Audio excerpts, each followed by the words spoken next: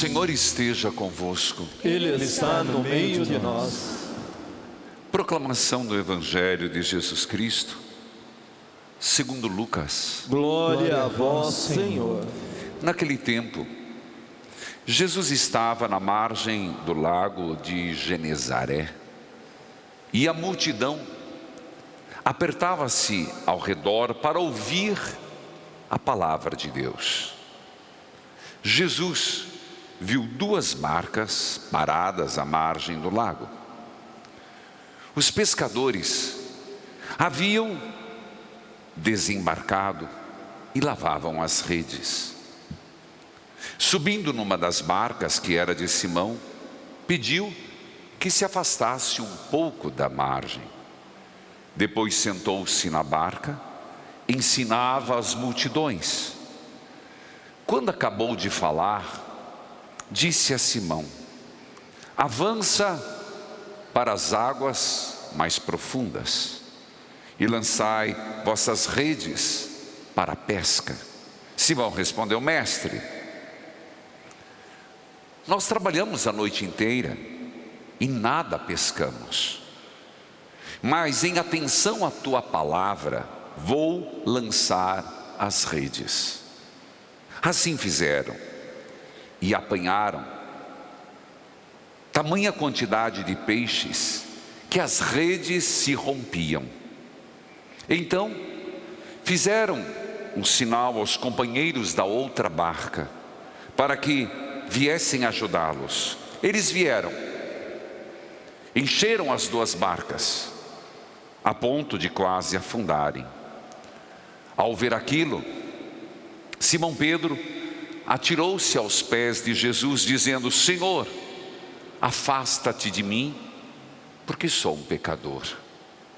E o espanto se apoderara de Simão e de todos os seus companheiros, por causa da pesca que acabava de fazer. Tiago e João, filhos de Zebedeu, que eram sócios de Simão, também ficaram espantados. Jesus, porém, disse a Simão: não tenhas medo, de hoje em diante tu serás pescador de homens. Então levaram as barcas para a margem, deixaram tudo e seguiram a Jesus. Palavra da salvação. Glória a vós, Senhor. Que a palavra de Deus perdoe os nossos pecados. Amém. Querido povo de Deus, a liturgia de hoje nos coloca diante de vários vocacionados. Digo vários, mas de modo particular, três que iremos destacar e estão bem claramente na primeira leitura, na segunda e no Evangelho. Trata-se de Isaías, o próprio Paulo apóstolo, e depois de Pedro. Mas chamados eles foram, chamados somos nós. Chamados a sermos cristãos, mas ao discipulado, a seguir Jesus. E aqui é de grande importância compreender que é um processo. Por mais que os textos aparentem que as decisões foram rápidas, nós iremos ver que demoraram.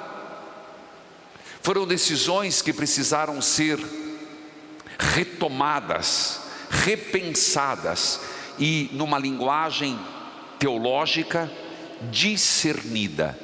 Preciso foi fazer um discernimento. A começar pelo profeta Isaías. Ele conta que ele estava no templo, primeira leitura. E nesta experiência que ele estava no templo, o que ele se deu conta? Que ele teve um arrebatamento, uma visão. Ele viu o trono de Deus e um serafim, que segundo a tradição faz parte da hierarquia dos que servem a Deus, de pé ao lado. E eles cantavam Santo, Santo, uma visão beatífica, maravilhosa. Rezavam, cantavam. E foi quando, diante disso, diante da divindade de Deus, diante do que é Deus, da sua bondade, da sua benignitude, da sua realeza, ele se sente pequeno. Quando nós nos colocamos assim diante de Deus, quando nós nos colocamos na presença de Deus, é como se colocar na luz. Na luz se vê as imperfeições, na penumbra não. Na penumbra os defeitos não aparecem, mas na luz aparece. E Deus, como luz, Ele apresenta exatamente o que é que Isaías está dizendo. Ele apresenta aquilo que o texto nos mostra. Ele se sente pequeno, ele não se sente merecedor, ele se sente indigno.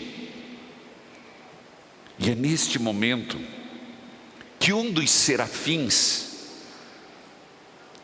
tem um ato impressionante. Numa mão ele tem a brasa, pega do altar uma brasa acesa, tenaz, acesa, e coloca na boca e diz: assim que isso tocou teus lábios, desapareceu a tua culpa, o teu pecado está perdoado. É uma visão lindíssima, porque Deus perdoa os nossos pecados, Deus purifica, Deus nos quer a seu serviço. Então veja, quando nós nos sentimos indignos, pecadores, quando nós nos sentimos desta forma, não é para virar as costas para Deus e dizer: eu não sou digno, eu não posso contribuir em nada. Meus irmãos, ninguém nasce santo.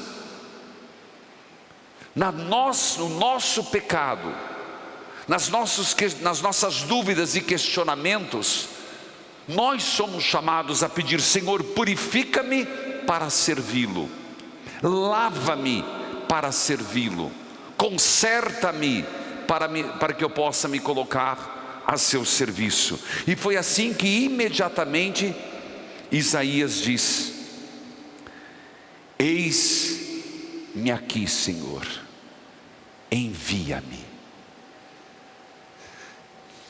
É impressionante que na segunda leitura, eu falei que era um outro personagem, é Paulo.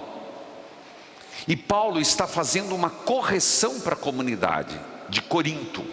Que correção? Na comunidade de Corinto, eles aderiram à fé, mas aderiram parcialmente à fé. Tinha um tema que eles não acreditavam, que eles questionavam e quase que abandonavam. Era sobre a ressurreição de Jesus. E sobre a ressurreição de Jesus, e consequentemente, se nós ressuscitamos ou não. Paulo escreve esse texto dentro da carta aos Coríntios, dizendo: ei, vocês estão errados. Este Jesus, olha aqui a vocação, este Jesus que vocês negam ter ressuscitado, foi que transformou a vida dos apóstolos. Ora, então, seguimento de Jesus é uma questão de decisão, de encontro pessoal. Meus irmãos, às vezes nós não entendemos isso, que encontrar Jesus Cristo muda a nossa vida. Eu falei isso na primeira leitura, onde nós somos chamados a romper com o pecado. Não dá para servir a dois senhores. Não dá para se dizer cristão católico com uma vida torta. Não dá para tocar violão com as cordas desafinadas. As notas podem ser certas, o dedilhado certo, mas o som será horrível. Se a nossa vida não for afinada em Jesus Cristo, sintonizada em Jesus Cristo, isso é conversão. Nós estamos começando e estamos em plena vida pública de Jesus. Ele está formando os seus discípulos, mas não é um oba-oba, quem quer me seguir? E todo mundo, eu, aquela algazarra. Isso não dá em nada. É quem aceitar uma vida transformada. Por isso Paulo vai dizer: vocês estão negando a ressurreição, mas cuidado. E ele diz algo impressionante. Mais do que falar do sepulcro vazio, é bonito essa lógica helênica de Paulo. Ele mostra: vocês lembram dos apóstolos? Por causa da ressurreição, a vida deles mudou. E ele foi que fez de Pedro, aquele que tinha negado, a voltar a evangelizar. Apareceu, aí ele conta, a Pedro, aos 12, depois a 500 pessoas, dentre os quais ainda tem gente viva. A igreja mudou o seu rumo a partir do encontro do ressuscitado. Ora, meu filho, então se a nossa vida não muda, é por quê? Porque não tivemos um encontro com o ressuscitado. Se nós estamos balançando, e nós estamos oscilando, ora quero, ora não quero. Se nós vivemos assim, aqui é o departamento onde eu sou santinho, ora pro nobis santa Dei Genitrix, aquela carinha. Sair daqui, vou viver uma outra vida. Essa dicotomia, essa disparidade, essa vida dúbia, é de quem não encontrou Jesus. É uma pessoa que leu sobre Jesus, que escutou sobre Jesus, mas não teve a experiência com Jesus Cristo. Faz toda a diferença. Meus irmãos, eu poderia pregar o tempo todo sobre essa segunda carta, porque Paulo, ele pega um argumento irrefutável. Ele não mostra as provas, a não ser pela vida transformada dos apóstolos, e é mais do que suficiente. A ponto, depois no final, ele diz assim: e a mim, Paulo, Pedro, ele fala, depois fala de mim, Paulo, que não sou digno de ser chamado de apóstolos, mas fui um aborto. Essa palavra é muito forte. Quer dizer, nasci para Deus de forma diferente. Paulo nasceu de forma diferente. E é como que ele dizendo e evocando. Eu queria que você entendesse isso. Eu não queria ser apóstolo. Eu tive que cair do cavalo. Eu tive que ficar cego. Jesus veio até mim, eu era perseguidor. Mas depois que isso aconteceu, eu nasci em Deus. Então veja, meus irmãos, vai pegando os pontos que estou apresentando. Então ninguém se sinta indigno do Senhor. Consciência do pecado é algo que precisamos ter. Consciência da nossa fragilidade precisamos ter. Mas na mesma proporção, consciência de que a graça de Deus nos restaura, de que a graça de Deus nos ajuda, de que a graça de Deus faz. É isso que está. Mas ainda tem um evangelho. Que evangelho! Quem já escutou esse evangelho? Levante a mão. Eu estou esperando, gente. Seja quantas missas já escutou? Oxe. Pois bem, esse evangelho, eu sempre falo, repito, o evangelho não tem muito texto.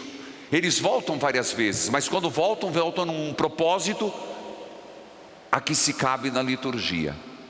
E é exatamente isso que eu vou abordar de uma outra forma, nessa linha. Você se deu conta? Jesus está pregando às margens do lago de Genezaré. Primeiro, ele está pregando, mas quando é que se pregava no tempo do povo judeu? Que dia? Que dia? Sábado. Sábado era o dia de leitura, sábado era o dia de pregação. Ah, não, Jesus não prega só no sábado. A palavra de Deus tem que ser lançada no cotidiano. A palavra de Deus tem que ser proclamada no dia a dia, nos afazeres. Não é só um dia na semana que o Senhor se dirige a nós. Todos os dias é dia da palavra. Ele está à margem do mar, lago de Genezaré. É impressionante. E eu gostaria de mostrar aqui algo. Jesus está aqui, pregando a palavra, uma multidão. Mas tem uns caboclos que estão na margem da praia. Quem eram eles? Pedro, João, Tiago. Impressionante, eles não estavam escutando. Nunca se ateve a isso? Não, ele não estava. Jesus lá com aquela multidão, Jesus estava lá falando da palavra de Deus, e os três estavam indiferentes. Eles estavam preocupados com o quê? Com a pesca que não foi boa. E estavam se consertando. Não, padre, eram as redes. Será? Eles estavam se remendando. Eles estavam lambendo suas feridas. É impressionante que Jesus toma uma iniciativa. É Jesus que sai daqui e vai lá, Pedro. Agora, impressionante, quando Deus quer, desculpe a palavra, Ele toma as nossas coisas. Muita gente, se escutar isso, pode perceber que é verdade. Ele pega.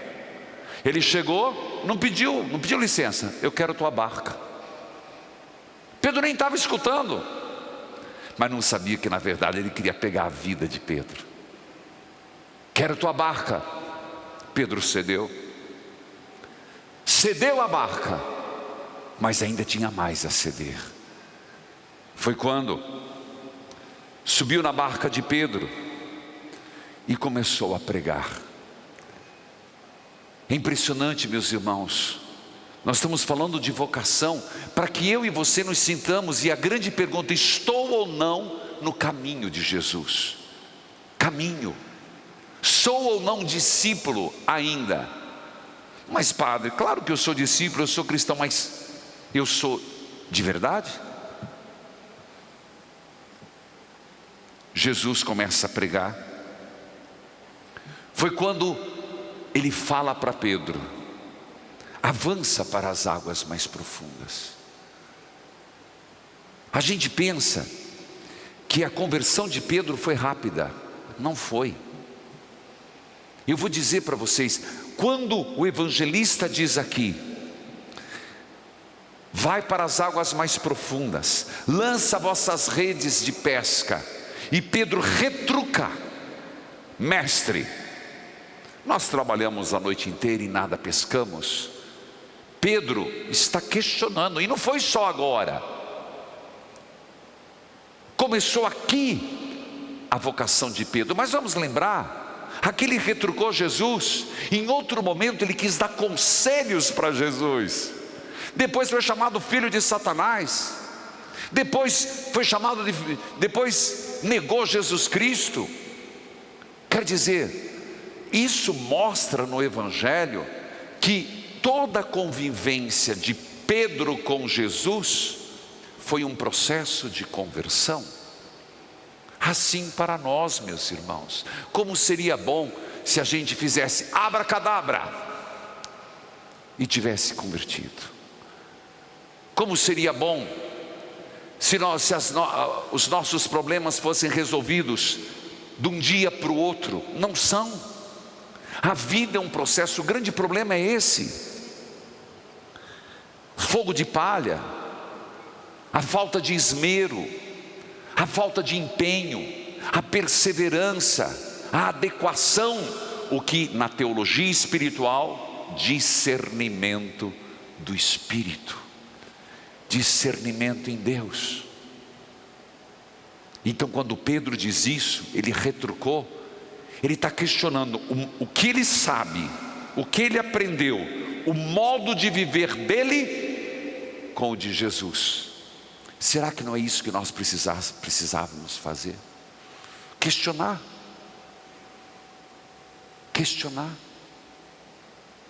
Pedro estava nas suas seguranças. Qual era a segurança de Pedro? A praia. Tanto que ele nem quis ouvir Jesus, ficou à parte. A segurança de Pedro, o barco. A segurança de Pedro, as redes vazias, mas era a segurança que ele tinha. Às vezes, meus irmãos, nós estamos no nosso momento, nas nossas circunstâncias de segurança inférteis, mas não queremos abrir mão para o novo, para o diferente. Ficamos lambendo nossas feridas, nos remendando, a exemplo dele, lavando as redes. Mas Pedro imediatamente diz: em atenção à tua palavra eu vou. Aqui começa o processo. Muitas e muitas vezes, meus irmãos, nós vamos ter que dizer assim: em atenção à tua palavra, Senhor, eu creio no valor do matrimônio. Em atenção à tua palavra, Senhor, eu creio na vida baseada na honestidade e justiça. Em atenção à tua palavra, Senhor, eu creio no valor maior da vida. Em atenção à tua palavra, Senhor, eu gostaria até de fazer diferente, mas em atenção à tua palavra, eu faço a tua vontade. Eu não sei se isso acontece. A gente faz a nossa vontade e depois vem: perdão, Senhor, porque eu fiz. O Senhor fala: mas não era assim.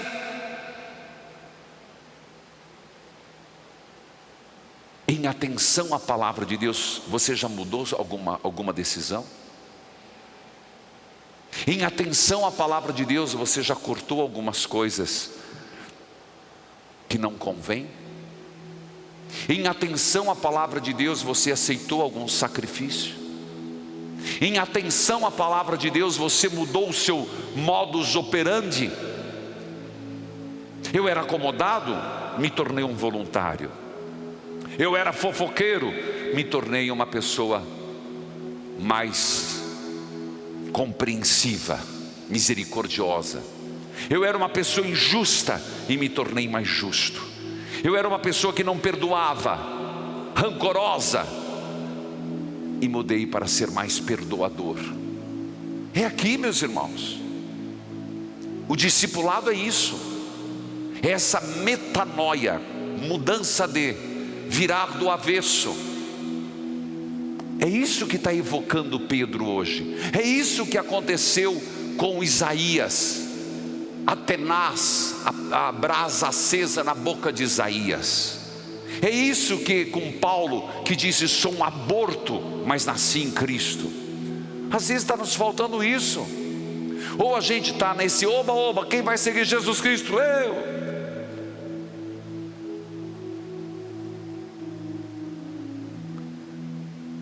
Ele foi. E quando ele, não vou falar da pesca milagrosa, vou falar da experiência de seguir Jesus. A pesca milagrosa foi consequência. Quando ele fez o que Jesus mandou, ele se deu conta: eu sou um pecador. Se atira aos pés do Senhor. Mas aqui não pense que foi algo que denegriu a imagem de Pedro, algo que diminuiu. Não. O fato dele ter aceito ser pecador fez com que ele reconhecesse os valores que ele tinha, pelo menos para nosso Senhor. porque logo depois ele disse: eu vos farei pescadores de homens. Pedro, você fez essa experiência. Maior experiência você fará quando você deixar de pescar peixes para pescar pessoas. E eu acredito em você, porque você reconheceu ser pecador, você foi atento à minha palavra. Portanto, meus irmãos, abrindo esse discipulado do Senhor, a liturgia de hoje é uma riqueza imensa. A liturgia de hoje nos provoca de todos os lados. Será que eu não estou ainda na minha praia de conforto?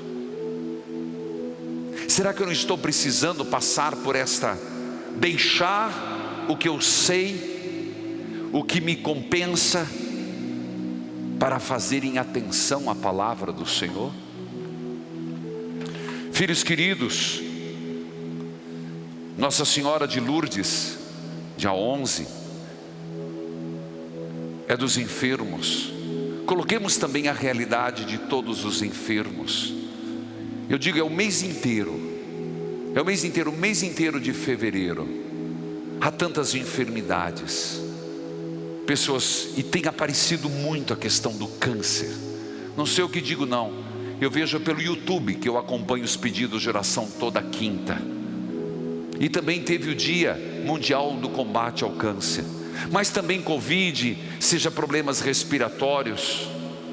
Que Nossa Senhora interceda por uma humanidade que está doente, nos vários aspectos da doença. Amém.